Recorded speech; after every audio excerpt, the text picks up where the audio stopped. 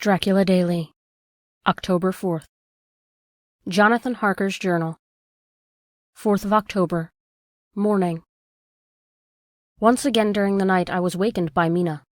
This time we had all had a good sleep, for the gray of the coming dawn was making the windows into sharp oblongs, and the gas flame was like a speck rather than a disk of light. She said to me hurriedly, "Go call the professor. I want to see him at once." "Why?" I asked. "I have an idea. I suppose it must have come in the night and matured without my knowing it. He must hypnotize me before the dawn, and then I shall be able to speak. Go quick, dearest. The time is getting close." I went to the door. Dr. Seward was resting on the mattress, and, seeing me, he sprang to his feet. "Is anything wrong?" he asked in alarm. "No," I replied, "but Mina wants to see Dr. Van Helsing at once." "I will go," he said, and hurried into the professor's room. And 2 or 3 minutes later, Van Helsing was in the room in his dressing gown, and Mr. Morris and Lord Godalming were with Dr. Seward at the door asking questions. When the professor saw Mina, a positive smile, ousted the anxiety of his face. He rubbed his hands as he said, "Oh, my dear Madam Mina, this is indeed a change. See? Friend Jonathan, we have got our dear Madam Mina, as of old, back to us today." Then turning to her, he said cheerfully, "And what am I to do for you? For at this hour you do not want me for nothings. I want you to hypnotize me," she said. "Do it before the dawn, for I feel that then I can speak, and speak freely. Be quick, for the time is short." Without a word, he motioned her to sit up in bed. Looking fixedly at her, he commenced to making passes in front of her, from over the top of her head downward, and with each hand in turn. Mina gazed at him fixedly for a few minutes, during which my own heart beat like a trip-hammer, for I felt that some crisis was at hand. Gradually her eyes closed, and she sat stock still. Only by the gentle heaving of her bosom could one know that she was alive. The professor made a few more passes, and then stopped, and I could see that his forehead was covered with great beads of perspiration. Mina opened her eyes, but she did not seem the same woman. There was a far-away look in her eyes, and her voice had a sad dreaminess which was new to me. Raising his hand to impose silence, the professor motioned me to bring the others in. They came on tiptoe, closing the door behind them, and stood at the foot of the bed, looking on. Mina appeared not to see them. The stillness was broken by Van Helsing's voice speaking in a low, level tone which could not break the current of her thoughts. "Where are you?" The answer came in a neutral way. "I do not know. Sleep has no place it can call its own." For several minutes there was silence. Mina sat rigid, and the professor stood staring at her fixedly. The rest of us hardly dared to breathe. The room was growing lighter. Without taking his eyes from Mina's face, Dr. Van Helsing motioned me to pull up the blind. I did so, and the day seemed just upon us. A red streak shot up, and a rosy light seemed to diffuse itself through the room. On the instant, the professor spoke again. "Where are you now?" The answer came dreamily, but with intention. It were as though she were interpreting something. I have heard her use the same tone when reading her shorthand notes. "I do not know. It is all strange to me." "What do you see?" "I can see nothing. It is all dark." "What do you hear?" I could detect the strain in the professor's patient voice. "The lapping of water. It is gurgling by, and little waves leap. I can hear them on the outside." "Then you are on a ship?" We all looked at each other, trying to glean something each from the other. We were afraid to think. The answer came quick. "Oh, yes." "What else do you hear?" "The sound of men stamping overhead as they run about. There is the creaking of a chain, and the loud tinkle as the check of a capstan falls into the ratchet." "What are you doing?" "I am still. Oh, so still. It is like death." The voice faded away into deep breath, as of one sleeping, and then open eyes closed again. By this time the sun had risen, and we were all in the full light of day. Dr. Van Helsing placed his hands on Mina's shoulder, and laid her head down softly on her pillow. She lay like a sleeping child for a few minutes, and then, with a long sigh, awoke and stared in wonder to see us all around her. "Have I been talking in my sleep?" was all she said. She seemed, however, to know the situation without telling, though she was eager to know what she had told. The professor repeated the conversation, and she said, "Then there is not a moment to lose. It may not be yet too late." Mr. Morris and Lord Godalming started for the door, but the professor's calm voice called them back. "Stay, my friends. That ship, whatever it was weighing anchor whilst she spoke. There are many ships weighing anchor at the moment in your so great port of London. Which of them is it that you seek? God be thanked that we have once again a clue, though whither it may lead us we know not. We have been blind somewhat, blind after the manner of men. Since we can look back, we can see what we might have seen looking forward if we had not been able to see what we might have seen. Alas! But that sentence is a puddle, is it not? We can know now what was in the Count's mind when he seized that money, though Jonathan's so fierce knife put him in danger that even he dread. He meant escape. Hear me, escape. He saw that with but one earth-box left, and a pack of men following like dogs after a fox, this London was no place for him. He have take his last earth-box on ship aboard, and he leave the land. He think to escape, but no, we follow him. Tally-ho, as friend Arthur would say when he put on his red frock. Our old fox is wily, oh so wily, and we must follow the wile. I too am wily, and I think his mind in a little while. In meantime we may rest in peace, for there are waters between us which he do not want to pass, and which he could not if he would, unless the ship were to touch the land, and then only at full or slack tide. See, and the sun is just rose, and all day to sunset is to us. Let us take bath and dress and have breakfast which we all need, and which we can eat comfortably, since he be not in the same land with us." Mina looked at him appealingly, and she asked, "But why need we seek him further when he has gone away from us?" He took her hand and patted it as he replied, "Ask me nothings as yet. When we have breakfast, then I will answer all questions." He would say no more, and we separated to dress. After breakfast, Mina repeated her question.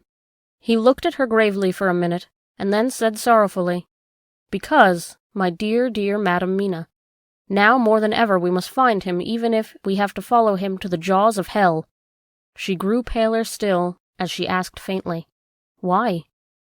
"Because," he answered solemnly, "he can live for centuries, but you are but mortal woman.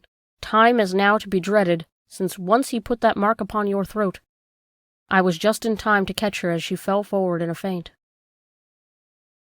Dr. Seward's phonograph diary, spoken by Van Helsing. This is to Jonathan Harker. "You are to stay with your dear Madam Mina. We shall go to make our search, if you can call it so, for it is not search but knowing, and we seek confirmation only. But do you stay and take care of her today. This is your best and most holiest office. This day nothing can find him here. Let me tell you that so you will know what we four know already, for I have tell them. He, our enemy, have gone away.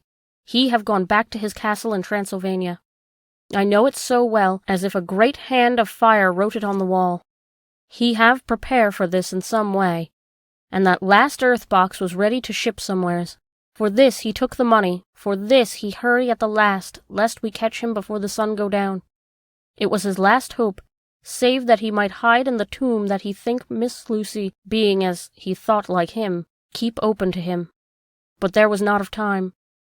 When that fail, he makes straight for his last resource, his last earthwork, I might say, did I wish double entente. He is clever, oh, so clever. He know that his game here was finish, and so he decide he go back home. He finds ship going by the route he came, and he go in it.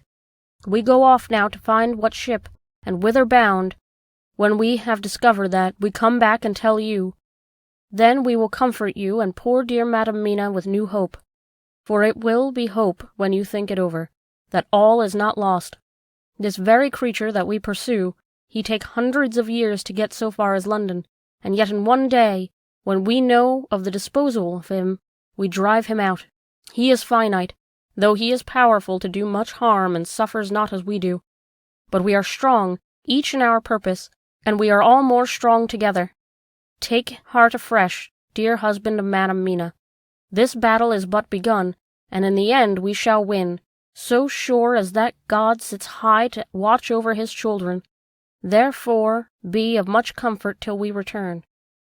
Van Helsing. Jonathan Harker's Journal, 4th of October. When I read to Mina Van Helsing's message in the phonograph, the poor girl brightened up considerably. Already the certainty that the Count is out of the country has given her comfort, and comfort is strength to her.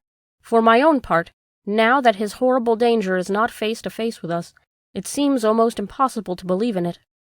Even my own terrible experiences in Castle Dracula seem like long-forgotten dream. Here in the crisp autumn air, in the bright sunlight, alas, how can I disbelieve? In the midst of my last thought my eye fell on the red scar on my poor darling's white forehead. While that lasts, there can be no disbelief. And afterwards the very memory of it will keep faith crystal clear. Mina and I fear to be idle, so we have been over all the diaries again and again. Somehow, although the reality seems greater each time, the pain and fear seem far less. There is something of a guiding purpose manifest throughout, which is comforting. Mina says that perhaps we are the instruments of ultimate good. It may be. I shall try to think as she does. We have never spoken to each other yet of the future. It is better to wait till we see the professor and the others after their investigations. The day is running by more quickly than I ever thought a day could run for me again. It is now 3 o'clock. October 5th. Mina Harker's Journal, 5th of October, 5 p.m. Our meeting for report. Present, Professor Van Helsing, Lord Godalming, Dr. Seward, Mr. Quincy Morris, Jonathan Harker, Mina Harker.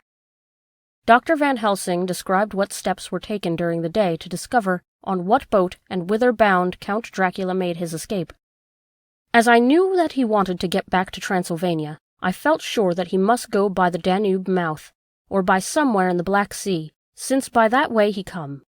It was a dreary blank that was before us, omni ignotum pro magnifico. And so, with heavy hearts, we start to find what ships leave for the Black Sea last night. He was in sailing ship, since Madam Mina tell of sails being set. These not so important as to go in your list of the shipping of the times. And so we go, by suggestion of Lord Godalming, to your Lloyd's, where are note of all ships that sail, however so small. There we found out that only one Black Sea-bound ship go out with the tide. She is the Tsarina Catherine, and she sail from Doolittle's wharf for Varna, and thence on to other parts and up to the Danube. So, said I, this is the ship whereon is the Count. So off we go to Doolittle's wharf, and there we find a man in an office of wood so small that the man looked bigger than the office. From him we inquire of the goings of the Tsarina Catherine. He swear much, and he red face and loud of voice, but he good fellow all the same. And when Quincy give him something from his pocket which crackle as he roll it up, and put it in a so small bag, which he have hid deep in his clothing, he still better fellow and humble servant to us. He come with us, and ask many men who are rough and hot, these be better fellows too when they have been no more thirsty. They say much of blood and bloom, and of others which I comprehend not, though I guess what they mean. But nevertheless they tell us all things which we want to know. They make known to us among them how last afternoon at about 5 o'clock comes a man so hurry, a tall man, thin and pale, with high nose and teeth so white, and eyes that seem to be burning, that he be in all black, except that he have a hat of straw which suit not him or the time, that he scatter his money in making quick inquiry as to what ship sails for the Black Sea and for where. Some took him to the office, and then to the ship, where he will not go aboard, but halt at shore end of gangplank, and ask the captain to come him. The captain come, and when told that he will pay well, and though he swear much at the first, he agree to term, and then the thin man go, and someone tell him where horse and cart can be hired. He go there, and soon he come again, himself driving cart on which a great box, this he himself lift down, though it takes several to put it on the truck for the ship. He give much talk to captain, as to how and where his box is to be placed. But the captain like it not, and swear at him in many tongues, and tell him that if he like he can come and see where it shall be. But he say no, that he come not yet, for that he have much to do. Whereupon the captain tell him that he had better be quick with blood, for that ship will leave the place of blood before the turn of the tide with blood.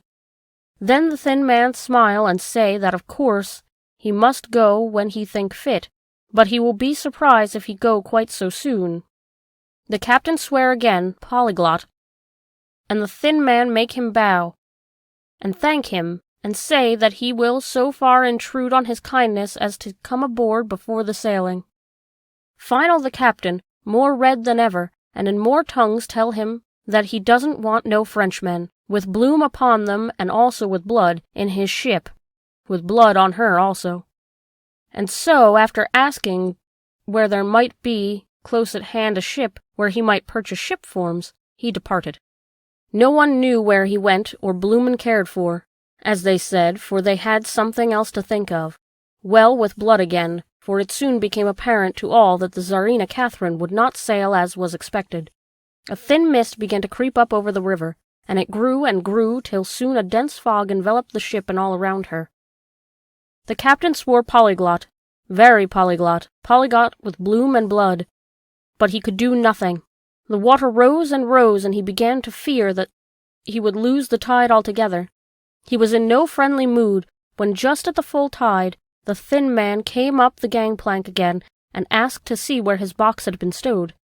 When the captain replied that he wished that he and his box, old and with much bloom and blood, were in hell, but the thin man did not be offend, and went down with the mate and saw where it was placed, and came upon and stood a while on deck in fog. He must have come off by himself, for none noticed him. Indeed, they thought not of him, for the fog soon melt away, and all was clear again.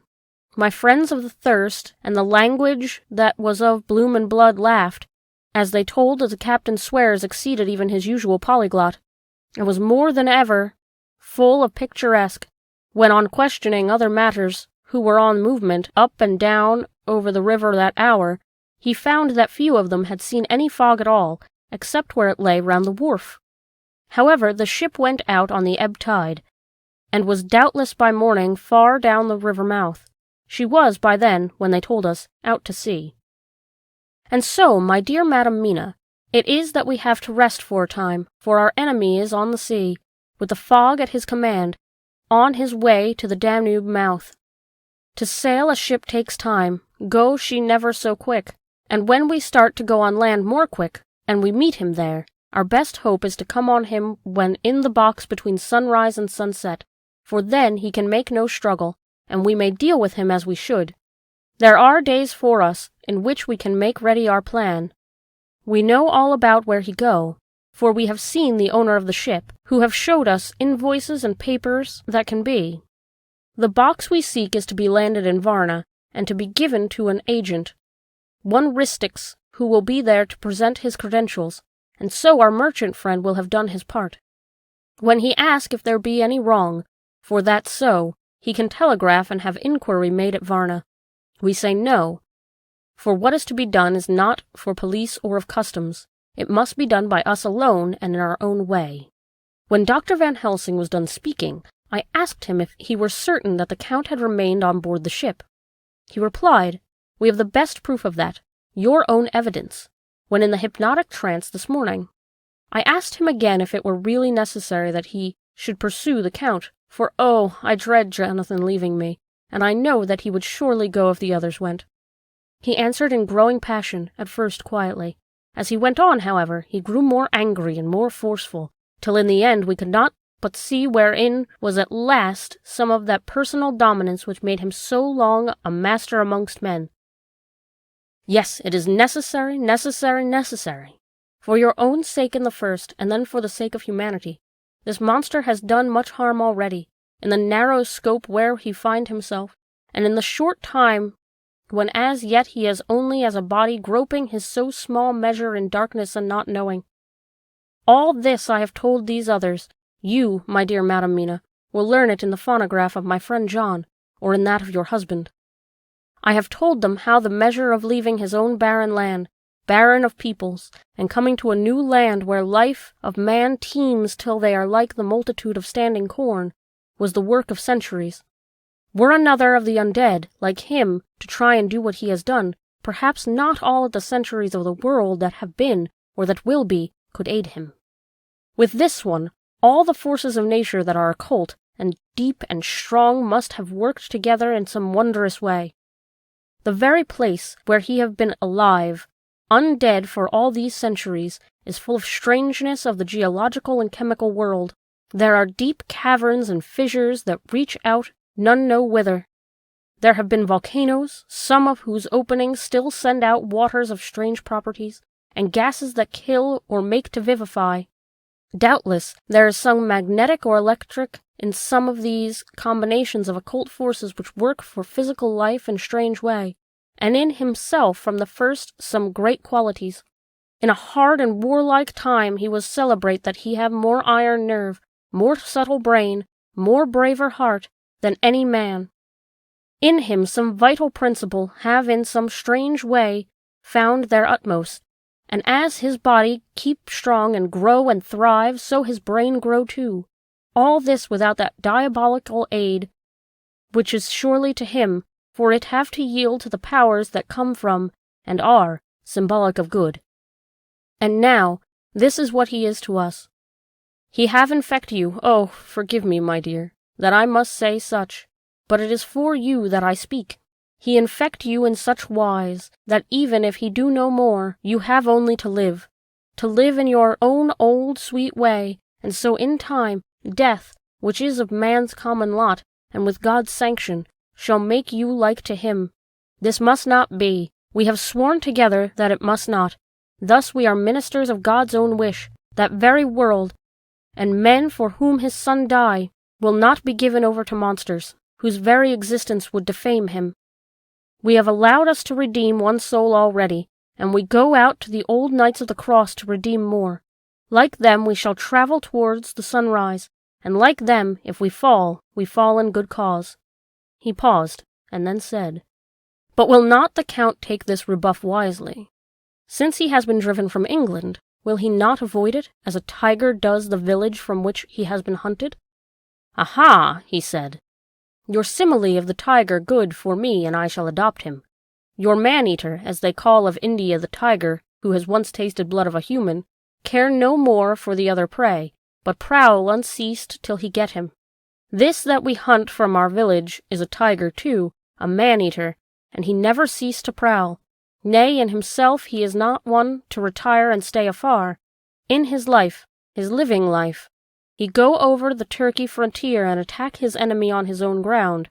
He be beaten back, but did he stay? No, he come again and again and again. Look at his persistence and endurance. With the child brain that was to him, he have long since conceived the idea of coming to a great city. What does he do?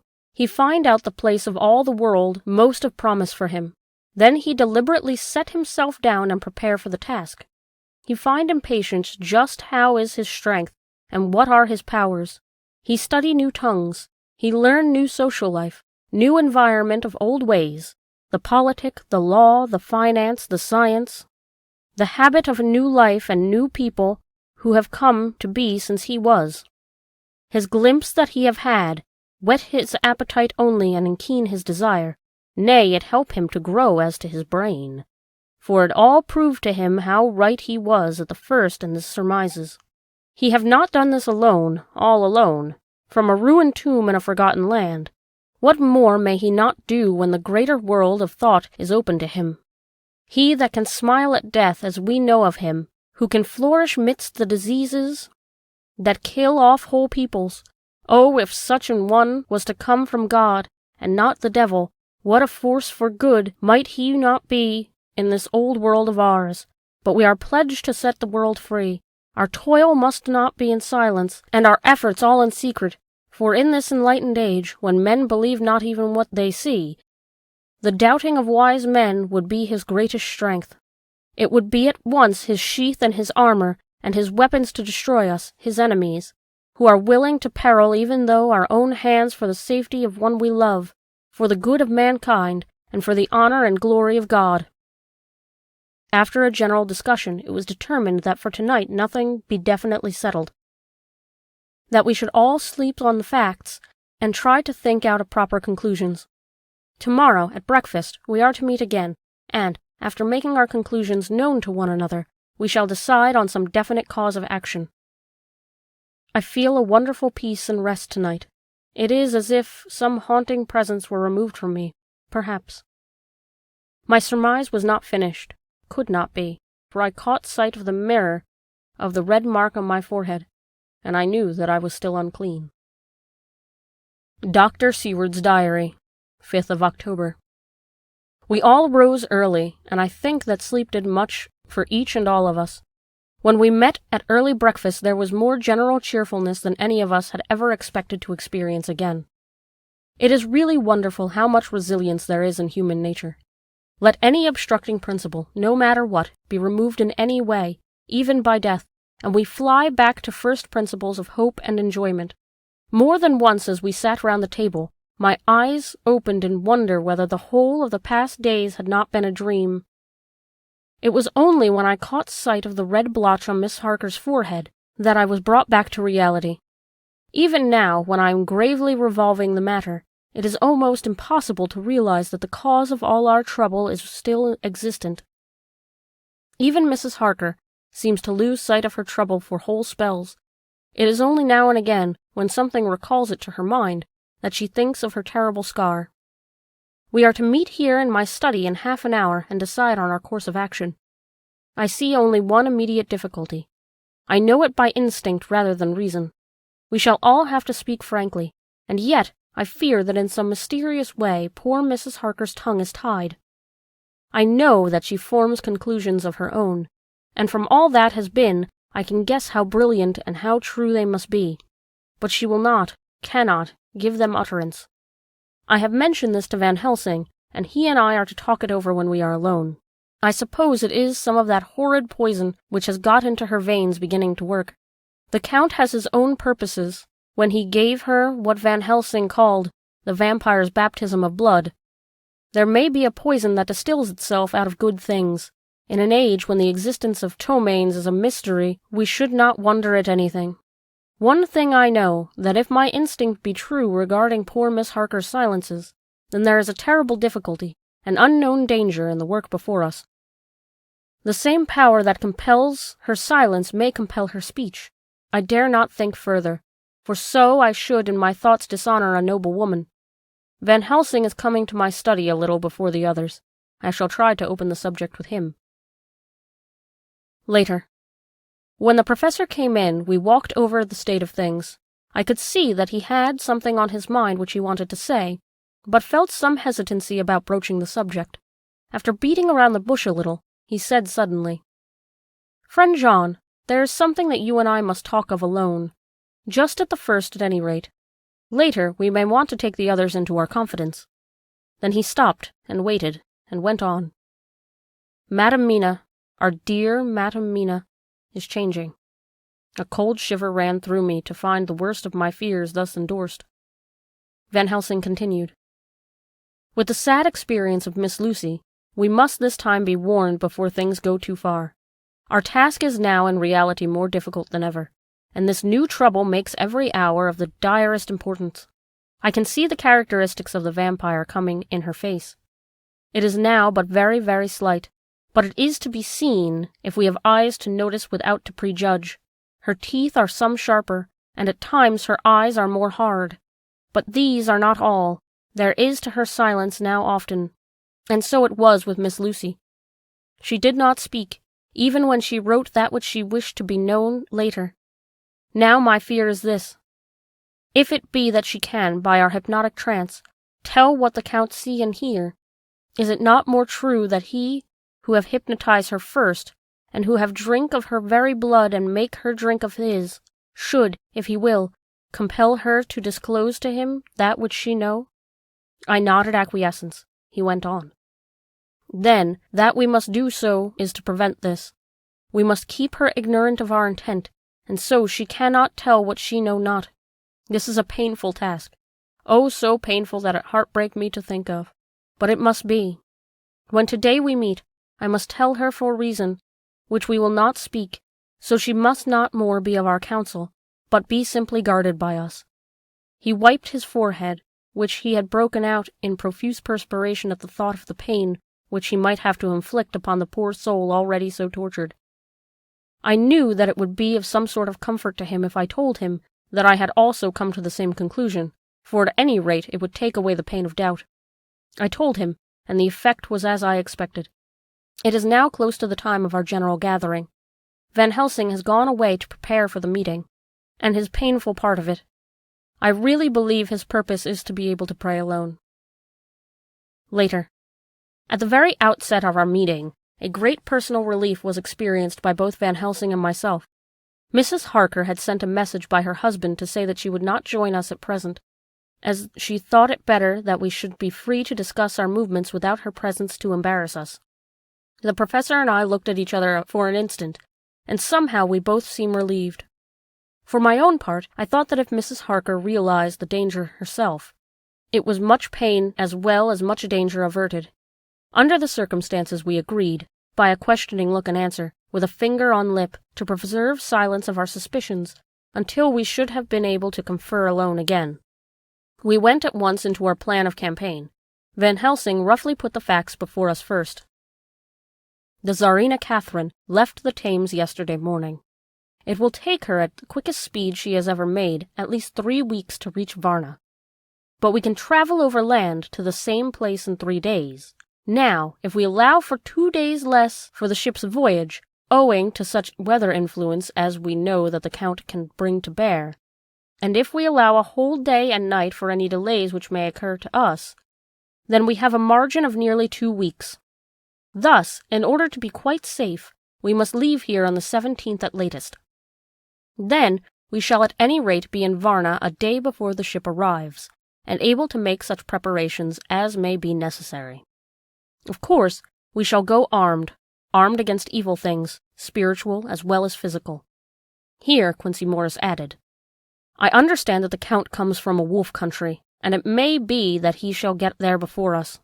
I propose that we add Winchesters to our armament.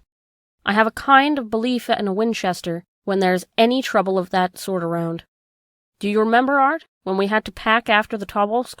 What wouldn't we have given then for a repeater apiece? Good, said Van Helsing. Winchesters it shall be. Quincy's head is level at all times, but most so when there is to hunt. Metaphor be more dishonor to science than wolves be of danger to man. In the meantime, we can do nothing here, and as I think that Varna is not familiar to any of us, why not go there more soon? It is as long to wait here as there. Tonight and tomorrow we can get ready, and then, if all be well, we 4 can set out on our journey. We 4? Said Harker interrogatively, looking from one to another of us. Of course, said the professor quickly. You must remain to take care of your sweet wife. Harker was silent for a while, and then said in a hollow voice, Let us talk of that part in the morning. I must consult with Mina. I thought that now was the time for Van Helsing to warn him not to disclose our plans to her, but he took no notice. I looked at him significantly and coughed. For answer, he put his finger on his lips and turned away. Jonathan Harker's Journal, 5th of October, afternoon. For some time after our meeting this morning I could not think. The new phrases of things leave my mind in a state of wonder which allows no room for active thought. Mina's determination not to take any part in the discussion set me thinking. As I could not argue the matter with her, I could only guess. I am as far as ever from a solution now. The way the others received it, too, puzzled me. The last time we talked on the subject, we agreed that there was to be no more concealment of anything amongst us. Mina is sleeping now, calmly and sweetly like a little child. Her lips are curved and her face beams with happiness. Thank God, there are such moments still for her. Later. How strange it all is. I sat watching Mina's happy sleep, and came as near to being happy myself as I suppose I shall ever be. As the evening drew on, and the earth took its shadows from the sun sinking lower, the silence of the room grew more and more solemn to me. All at once Mina opened her eyes, and, looking at me tenderly, said, "Jonathan, I want you to promise me something on your word of honor. A promise made to me, but made holily in God's hearing, and not to be broken though I should go down on my knees and implore you with bitter tears. Quick, you must make it to me at once." "Mina," I said, "a promise like that I cannot make at once. I may have no right to make it." "But, dear one," she said with such spiritual intensity that her eyes were like pole stars, "it is I who wish it, and it is not for myself. You can ask Dr. Van Helsing if I am not right. If he disagrees, you may do as you will. Nay, more, if you all agree, later. You are absolved from the promise." "I promise," I said, and for a moment she looked supremely happy, though to me all happiness for her was denied by the red scar on her forehead. She said, "Promise me that you will not tell me anything of the plans formed for the campaign against the Count, not by word or inference or implication, not at any time whilst this remains to me." And she solemnly pointed to the scar. I saw that she was in earnest, and said solemnly, "I promise." And as I said it, I felt from that instant a door had been shut between us. Later, midnight. Mina had been bright and cheerful in the morning, so much so that all the rest seemed to take courage, as if infected somewhat with her gaiety. As a result, even I myself felt as if the pall of gloom which weighs us down were somewhat lifted. We all retired early. Mina is now asleep like a little child. It is a wonderful thing that her faculty of sleep remains to her in the midst of her terrible trouble. Thank God for it, for then at least she can forget her care. Perhaps her example may affect me as her gaiety did tonight. I shall try it. Oh, for a dreamless sleep. October 6th. Jonathan Harker's Journal. 6th of October. Morning. Another surprise. Mina woke me early, about the same time as yesterday, and asked me to bring Dr. Van Helsing. I thought that it was another occasion for hypnotism, and without question went for the professor.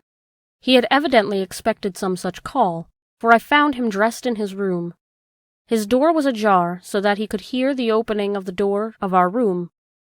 He came at once, and as he passed into the room, he asked Mina if the others might come too. "No," she said quite simply. "It will not be necessary. You can tell them just as well.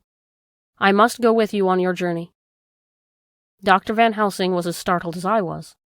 After a moment's pause, he asked, "But why?" "You must take me with you. I am safer with you. And you shall be safer too." "But why, dear Madam Mina? You know that your safety is our solemnest duty." "We go into danger, to which you are, or may be, more liable than any of us, from circumstances, things that have been." He paused, embarrassed. As she replied, she raised her finger and pointed to her forehead. "I know. That is why I must go. I can tell you now, whilst the sun is coming up, I may not be able to again. I know that when the Count wills me, I must go. I know that if he tells me to come in secret, I must come by wile, and by any device to hoodwink even Jonathan." God saw the look that she turned on me as she spoke. As if there be, indeed, a recording angel, that look is noted to her everlasting honor. I could only clasp her hand. I could not speak. My emotion was too great even for the relief of tears. She went on. "You men are brave and strong. You are strong in your numbers, for you can defy that which would break down the human endurance of one who had to guard alone. Besides, I may be of service, since you can hypnotize me and so learn that which even I myself do not know." Dr. Van Helsing said very gravely, "Madam Mina, you are, as always, most wise. You shall with us come, and together we shall do that which we go forth to achieve." When he had spoken, Mina's long spell of silence made me look at her. She had fallen back on her pillow asleep. She did not even wake when I had pulled up the blind and let in the sunlight which flooded the room. Van Helsing motioned to me to come with him quietly. We went to his room, and within a minute Lord Godalming, Dr. Seward, and Mr. Morris were there with us also. He told them what Mina had said, and went on. In the morning we shall leave for Varna. We have now to deal with a new factor, Madam Mina. But her soul is true. It is to her an agony to tell us so much as she has done. But it is most right, and we are warned in time. There must be no chance lost, and in Varna we must be ready to act the instant when the ship arrives. What shall we do exactly? Asked Mr. Morris laconically. The professor paused, replying, We shall at first board that ship. Then, when we have identified the box, we shall place a branch of wild rose on it. This we shall fasten, for when it is there none can emerge, so at least says the superstition. And to that superstition must we trust at the first. It was man's faith in the early, and it have its root in faith still. Then, when we get the opportunity that we speak, when none are near to see, we shall open the box, and all will be well. I shall not wait for any opportunity, said Morris. When I see the box I shall open it and destroy the monster, though there were 1,000 men looking on it, and if I am to be wiped out for it the next moment. I grasped his hand instinctively, and found it as firm as a piece of steel. I think he understood my look. I hope he did. Good boy, said Dr. Van Helsing. Brave boy. Quincy is all man. God bless him for it. My child, believe me, none of us shall lag behind or pause from any fear. I do but say what we may do, what we must do. But indeed, we cannot say what we shall do. There are so many things which may happen, and their ways and their ends are so various that until the moment we may not say. We shall be armed in all ways, and when the time for the end has come, our effort shall not be lack. Now let us today put all our affairs in order. Let all things which touch on others dear to us, and who on us depend, be complete. For none of us can tell what, or when, or how the end may be. As for me, my own affairs are regulate, and as I have nothing else to do, I shall go make arrangements for the travel. I shall have all tickets and so forth for our journey. There was nothing further to be said, and we parted. I shall now settle up all my affairs of earth, and be ready for whatever may come.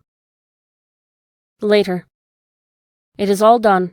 My will is made, and all complete. Mina, if she survive, is my sole heir. If it should not be so, then the others who have been so good to us shall have the remainder. It is now drawing towards the sunset. Mina's uneasiness calls my attention to it. I am sure that there is something on her mind which time of exact sunset will reveal.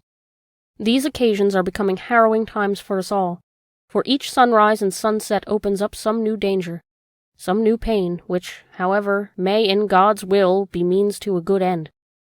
I write all these things in the diary, since my darling must not hear them now. But if it may be that she can see them again, they shall be ready. She is calling to me.